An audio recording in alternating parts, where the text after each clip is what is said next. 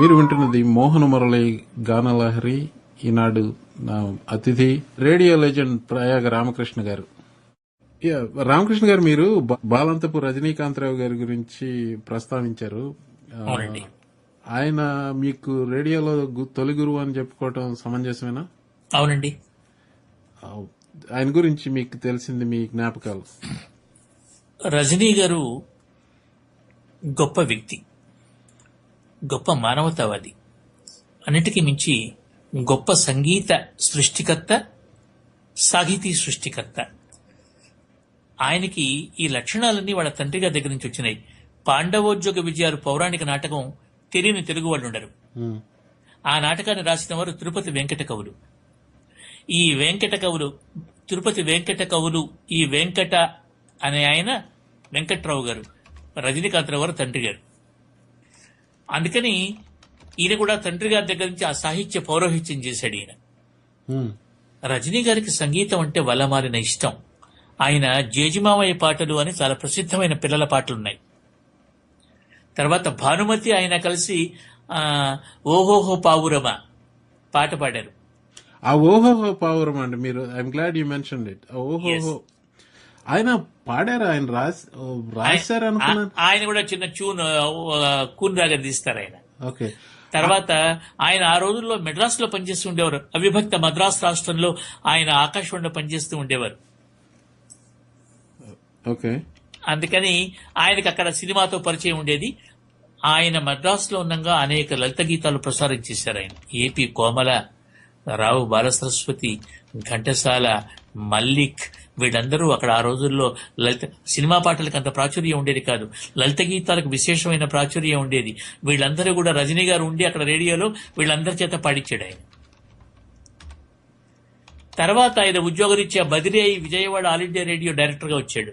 వచ్చినప్పుడు మల్లిక్ గారు కూడా వచ్చారు ఇక్కడికి. రావు బాలసరస్వతి ఆవిడ మద్రాసు నుంచి ఆవిడ హైదరాబాద్ వచ్చేసింది. వీళ్ళందరూ కలిసండి లలిత సంగీతానికి పెద్దపీట వేశారు. మీకు తొలి నేపథ్య గాయని రావు బాలసరస్వతి, ఆవిడ లలిత సంగీతంతోనే మొదలుపెట్టింది ఆవిడ కెరియర్. ఆవిడ హైదరాబాద్ లో ఉన్నారు, తరచు మేము కలుసుకుంటూ ఉంటాం. ఆవిడ గొంతు ఇప్పటికీ మొన్న మధ్యన విన్నానండి, ఆవిడ గొంతు ఇప్పటికీ మధురంగా ఉంటుంది. ఆవిడ 90+. మనిషి కూడా అలాగే ఉంటుందండి. ఎంత కోమలంగా ఉంటుందో ఆవిడ, సున్నితంగా ఉంటుంది ఆవిడ.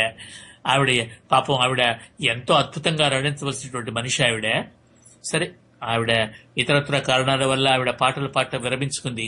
కానీ ఇప్పటికీ కూడా చెక్కు చెదరలేరండి ఆ కోమలత్వం ఆవిడ గొంతుకలో. వీళ్ళందరూ, రజనీకాంతరావు గారు అయితే చాలా చాలా కార్యక్రమాలకి విజయవాడ రూపకల్పన చేసిన వాడు ఆయనే. ధర్మ సందేహాలు ఆయన ప్రవేశపెట్టిన కార్యక్రమమే, కబుర్లు ఆయన ప్రవేశపెట్టిన కార్యక్రమమే. తర్వాత మీరు ఇందాక ఒక ప్రశ్న వేశారు, 7:05కు వార్తలు ప్రసారం అయ్యేవి, అంతకు మునుపు ఏం చేశారు అని. మేము విజయవాడ రేడియోలో ఏం చేశామంటే, రజనీ గారు నన్ను పిలిచి, 7 to 7:05 ఆ రోజుల్లో మార్కెట్ ధరలు అని చదివేవాళ్ళు. మీకు గుర్తుందో లేదో, కుటుంబయ్య గారు చాలా పెక్యులర్ టోన్ అయింది. నేను చెప్తానండి, నేను మార్కెట్ ధరలు పంది వారు విశాఖపట్నంలో క్వింటలకు. ఆయన కుటుంబయ్య గారు తమాషాకి నిమ్మకాయలు తెనాల్లో 100 అని చదువుతుండేవాడు ఆయన. అంటే ఆయన 2 నిమిషాలు దగ్గర ఇంకా 3-3.5 నిమిషాలు ఖాళీ మిగిలిపోతూ ఉండేది. అందుకని రజనీ గారు రోజు పిలిచి నాకు అన్నాడు, రామకృష్ణ, ఈ 4 నిమిషాలు గ్యాప్ వస్తుందా, మన వాళ్ళు ఏదో ఫిల్లర్లు ఏవో అవి ఇవి వేస్తున్నారు, ట్యూన్స్ వేస్తున్నారు, పిల్లలకు ఒక కథ చెప్తే బాగుంటుంది కదా, ప్రతిరోజు ఒక కథ అని అనగా అనగా అని టైటిల్ పెట్టి 7:02కి మొదలుపెట్టి 7:05కి అయిపోవాలి. 7 నుంచి 7:02 వరకు మార్కెట్ ధరలు, మీరు చెప్పినట్టు వాతావరణం చెప్పేవాళ్ళు.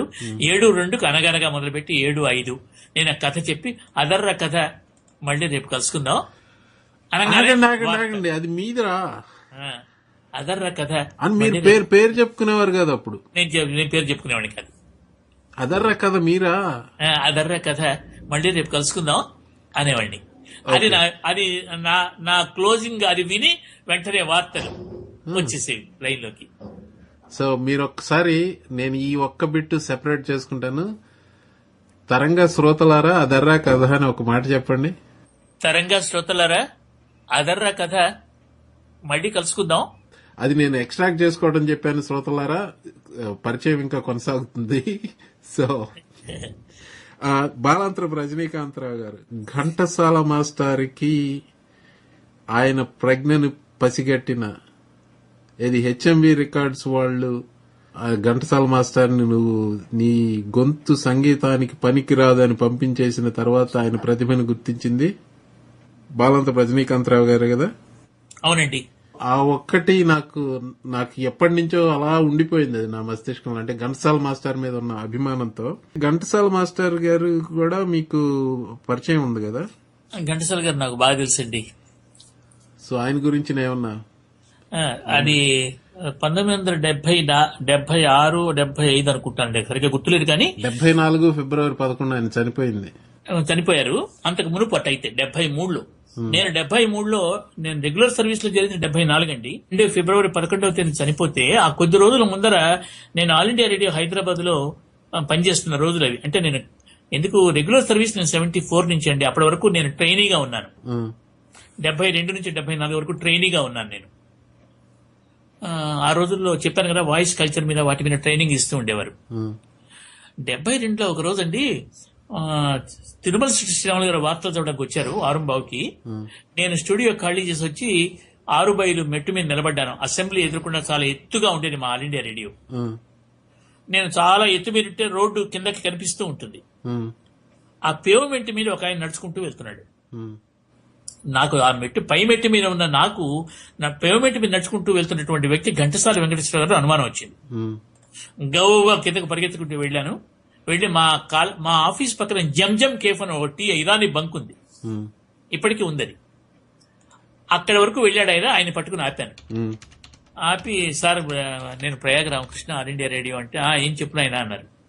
ఏంటంటే మీరు నడిచి వెళ్తున్నారు, ఒకసారి మా ఆఫీస్కి వస్తే బాగుంటుంది కదా అంటే, లేదు నాకు ఆరోగ్యం బాగాలేదు, మద్రాసులో ఉంటే ప్రొడ్యూసర్లందరూ నా ప్రాణం తీస్తున్నారు, చెప్పకుండా వచ్చి ద్వారకాలో పడుకున్నాను, నన్ను మళ్ళీ బయట పెడితే ఎట్లా అన్నారు ఆయన.